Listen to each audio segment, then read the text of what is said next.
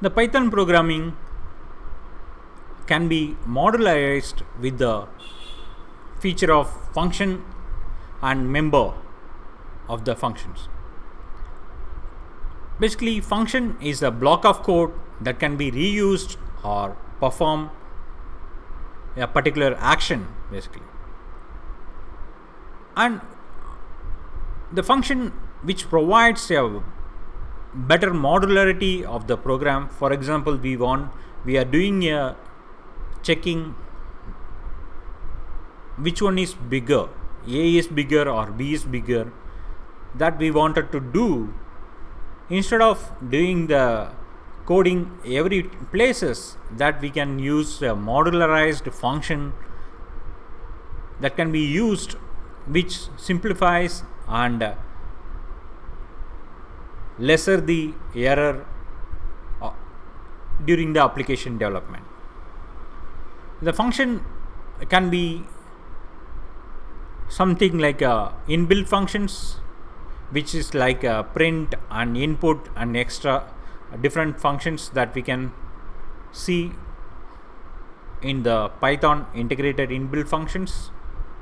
And we can also define user specific and user defined functions in and develop our own application based on that functions. Let's see how we can define a function. The function can be defined with the keyword of def basically, and the function code blocks, then function name, and then the arguments, and then we have the semicolon. Colon is the one which defines that code block is going to execute, and the function can also return back the values accordingly. If suppose the function does not return anything, which we can do like a return none, or we can just kept empty return accordingly. That we will see how we can write a function over here. Now we have the option to add a Python file like a function.py,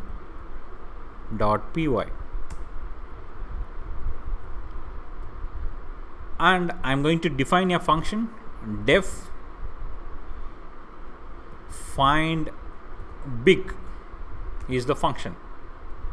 I'm going to pass a comma b to that function, and colon, which denotes that code block of this function is going to start. In this, I am going to return if a greater than b, then I am going to return true, and in case else block, I am going to return false over here.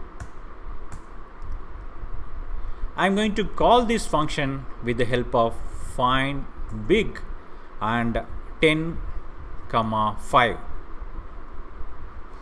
which I am going, whatever be the return value, I am going to store it in the value of return equals over here. And if in case of this, that we can able to check if return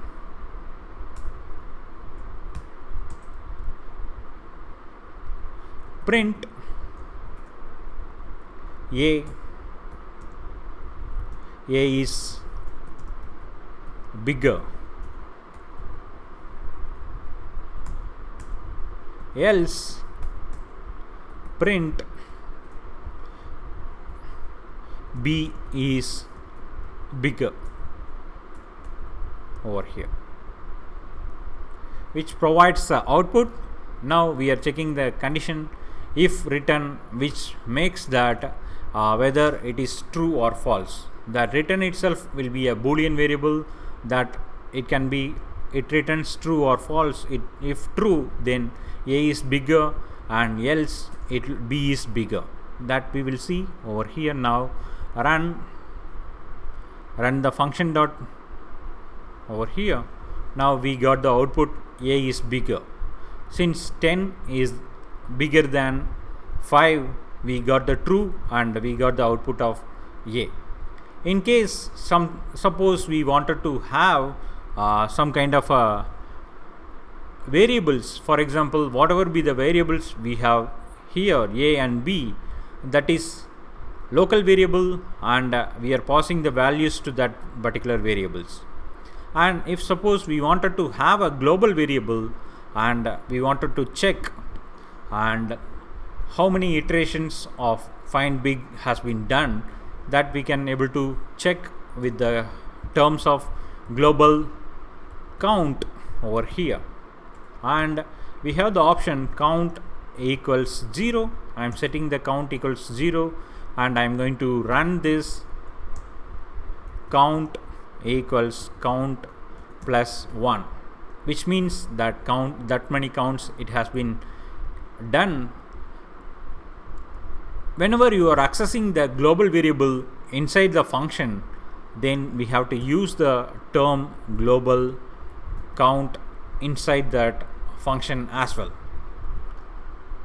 Now we can get a print of count. We can able to print how many times it has been run. I'm going to run the function. Yeah, one time it has been run. For example, I'm going to run it again. The iteration again, and I'm going to do maybe I have that output over here. Maybe I have I'm going to run this for x in range of 10 over here, and maybe I'm going to do that indentation for that for loop over here, and once it is bigger I'm going to do that print of count over here. Now we will see how many times that particular every time the function get called, count variable get incremented. The count variable is the global variable. Wherever that variable gets changed, then here we will be the complete program will have the effect of it. And I'm going to run this. Now we got the output something like we have the A bigger. It has been run. That particular function has been called 10 times over here, which has been we can able to get that global count of count equal to count plus 1, and which is a global variable defined within the function, so that the function the whatever be the variable gets changed, it is globally. For example, if suppose we does not do anything over here and count equals 0, then we can able to see what is the output. Now now here we does not defined this count variable as a global. Then the count variable defined here, which is within this function, which is an local variable, considered like a local variable, that whatever be the change does within this function does not have the effect on the global variable. The count variable, the global count variable present like it does not get incremented, it stays still in 0 basically. That we can define the variable space either global or local. If we wanted to define the variable as a global, we have to use the keyword global and then the variable name, which provides that particular variable as a global scope basically.